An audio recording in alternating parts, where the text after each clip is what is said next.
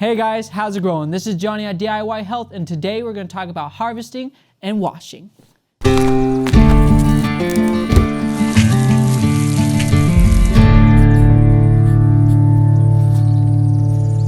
Now that you have taken really good care of your plants, I mean, you have not only shed sweat, you have not only perhaps hurt yourself in the process, but you have probably even cried going through this.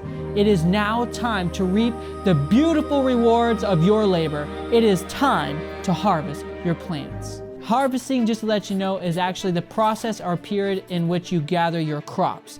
And it may sound really easy, and I know you're excited to just go out there and do it, but it can be very technical. There are many factors that go into successfully harvesting your produce in your garden. There's 4 key things that I want to talk to you about. 1, how to harvest. 2, how to wash. 3, how to store your food. And 4, how to preserve it. Are you ready? Let's go outside. Oh, wait. I need these.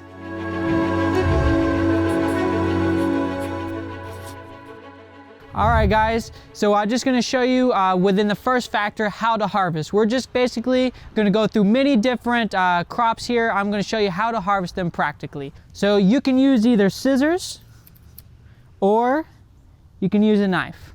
I'll show you which one. I'll show you both examples and you can choose what you like.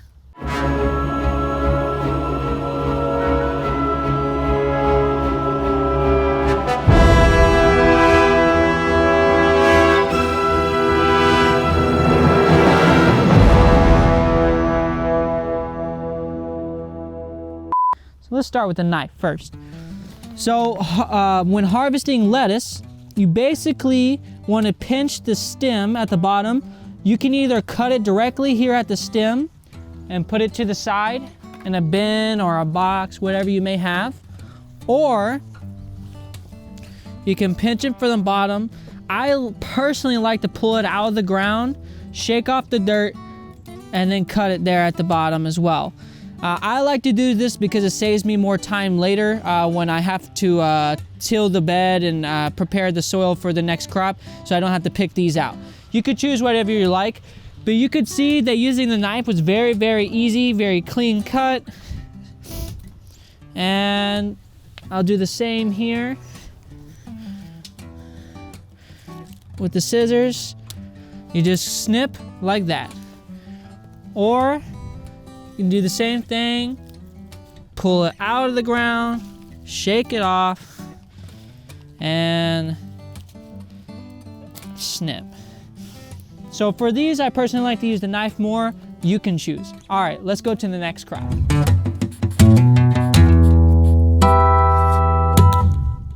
Ouch, that actually hurt. Okay, ready again. All right, guys, you ready? Let's harvest some pak choy. Okay, let's try this one. So you can either cut it from the stem or you can pull it out just like the lettuce and cut. Very easy, very simple. It's one of the easiest crops to harvest. Let's try out the scissors.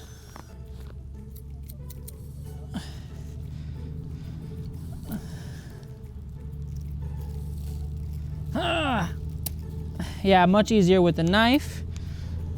The scissors will come more in handy later.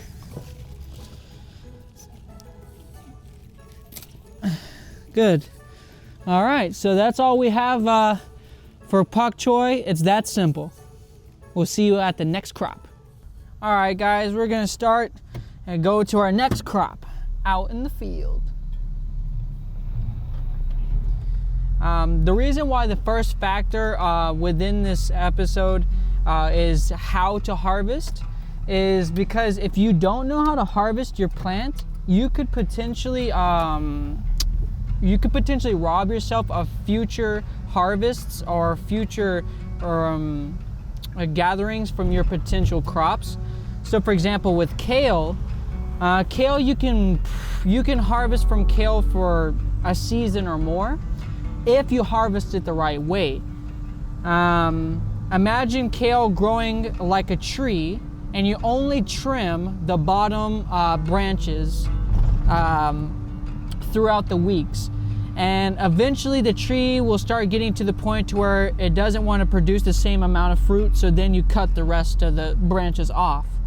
So you potentially get a lot more harvest from the kale if you do it that way. But if you see the leaves on the kale, as soon as they start growing and then you go and snip them all off and you kill the kale plant, you could potentially rob yourself of more than what you could get potentially. So those are just some tips that I learned specifically from experience and also from trial and error. And right now I'm gonna take you to a very special crop, one of the easiest to harvest, but one of my favorites as well. It's not many people's favorites because it's very known to be itchy. We're going to be harvesting okra. Let's do this.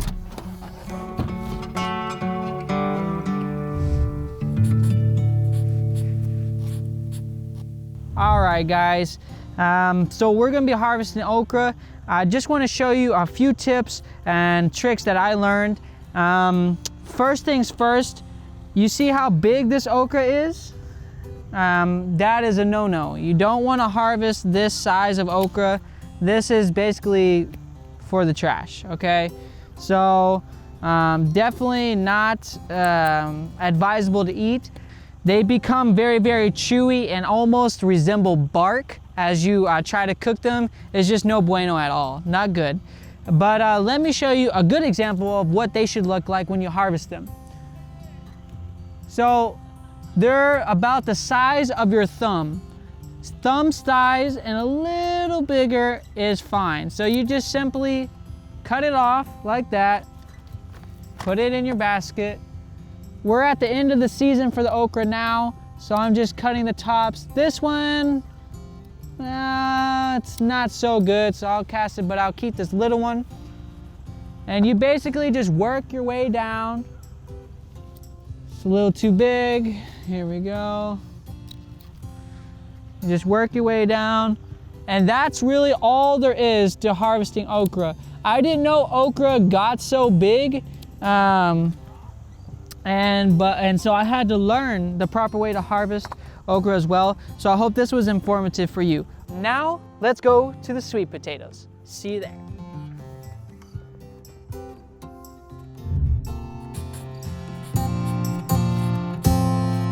All right, let me show you how to harvest your sweet potatoes so they don't look like this. Let's go. All right, so when you approach your sweet potato bed, as you can see, there's lots of leaves, lots of vines. Basically, you're gonna enter into a big mess until you can locate a source point. The source point is basically the general area and idea of where all your sweet potatoes are gonna be. So what I like to do is just start digging from the side, so that way I don't penetrate the sweet potatoes like you saw earlier. So, and sometimes sweet potatoes can be pretty deep. So I'm going in as deep as I can here with my fork. You can use a shovel as well.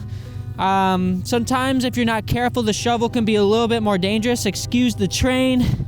Like I mentioned earlier, it's just part of our experience here at Wildwood.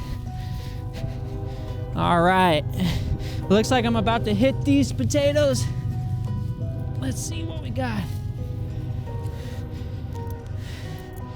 Got some potatoes here.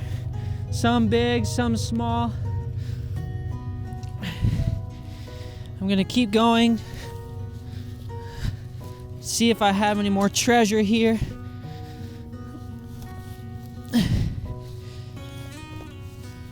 I just don't want to miss anything.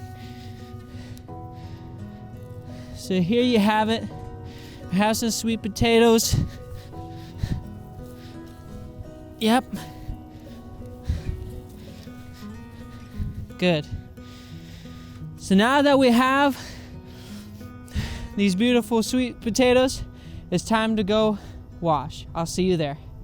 Real quick, guys, we just gotta clean this girl's hair off right here. All right, good. We like our sweet potatoes balled around here. What about you?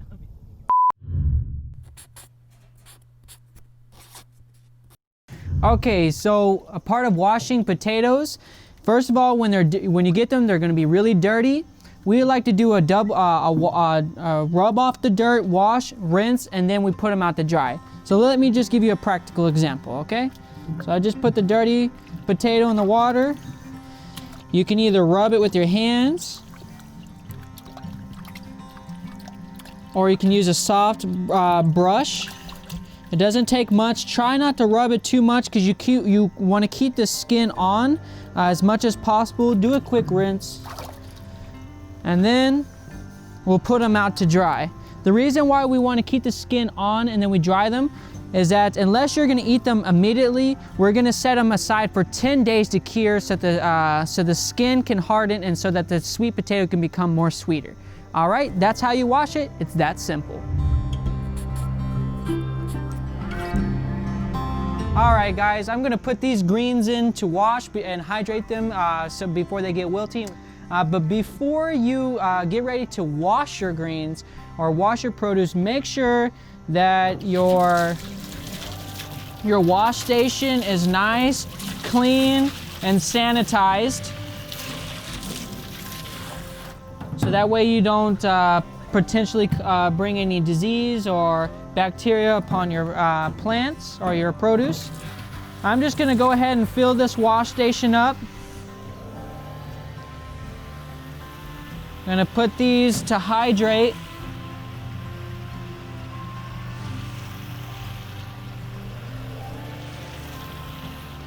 And as they're hydrating, they're already gonna be basically pre-soaking. Basically, the pre-soak is going to loose up the dirt that's within them. So the hydrating process does two things. It helps revive your produce, but it also helps break up the dirt to help you wash them when you get ready to do your washing sequence. While this is filling up, let me just explain to you. Usually with the okra,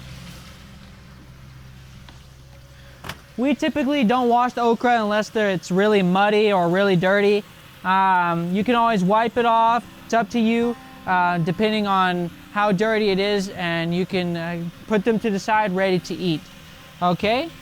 So now that I have this water in, I'm gonna let these hydrate for a couple of minutes, and then once they're hydrated, we'll be right back, and then we'll continue with washing. All right, guys, so now that the greens are hydrated, basically, I'm just going to drop them, move them, wiggle them, get all the dirt out, put them to the side, wiggle them, put them to the side. It is just that simple. It is that easy. Okay, and just if you have any questions, why should I wash my produce? I mean, if I grow it organically and naturally, why should I wash it? Well, just in case, sometimes there's extra bugs like aphids or caterpillars or random dirt from just watering or from the rain. You just want to be able to give you and yourself and your family the best opportunity to eat the food without any harm. And sometimes without noticing, like especially like within the lettuce, the heart of the lettuce, there may be bugs, or especially if you're doing cabbage leaves, there may be aphids or something on the back, depending on the health of your plants. Or in kale, sometimes within, depending on the variety you got, you can have bugs underneath the leaves. So you just want to pay attention, wipe off anything that you don't want in your family, and for your food to eat. And yeah, that's the reason why. The third factor that goes into this whole harvesting process, storage. Well, with storing greens, especially since you're doing it at home, the best way to store them, I think, is just simply in a moisture cool place. Something like your refrigerator would be best for greens. However, when you do things such as carrots, potatoes, anything that's kind of got roots, you want to look for more of a darker place, still kind of damp. You can put them in like potato bags or onion sacks to preserve them the best. Or if you are really fancy, you can do a root cellar, but I would stick to just a dry, moist place like in your basement or something like that. Now, when it comes down to like squash, zucchini, things like that, you want to put them in a dry, dark place. So anywhere like your cupboard or etc. Okay, and the last thing that we just want to talk about in this is how to preserve. There's 3 ways that I would like to share with you on how to preserve. There may be others for you. You can comment below and tell us what you think and which one is your favorite. The first one is simply freezing your produce. So you say you just have a whole bunch of abundance of harvest and a lot of greens or a lot of extra fruit. You don't know what to do with it all. So what you could do is you can cut it up, put it in airtight bags and freeze it. So that way you can enjoy it the next year or the next time that you want to eat it. However, there are some fruits and vegetables that you may require blanching before you put them in the freezer. So just do some extra research on particularly what you're growing, so that way when you de-thaw it, you can have the best results for your food. The second way I like to preserve food is specifically through canning. And also the third way of preservation that I like is dehydrating. So we'll also have a special episode for you on that as well. So stay tuned and let's go back to the shed. Whew, all right. These scissors definitely came in handy. My knife as well. We thank you so much for joining us on this very awesome episode. Just before we go, we always want to share a health nugget. The health nugget is very simple. As you have put in all the heavy work and all the hard labor to make this harvest a beautiful thing, we know that as you continue putting that hard work into your own health, you'll reap the benefit as well. We will see you next time. Don't forget to plow through that like button, smash the subscribe button, and we will see you next time at DIY Health. How is it growing?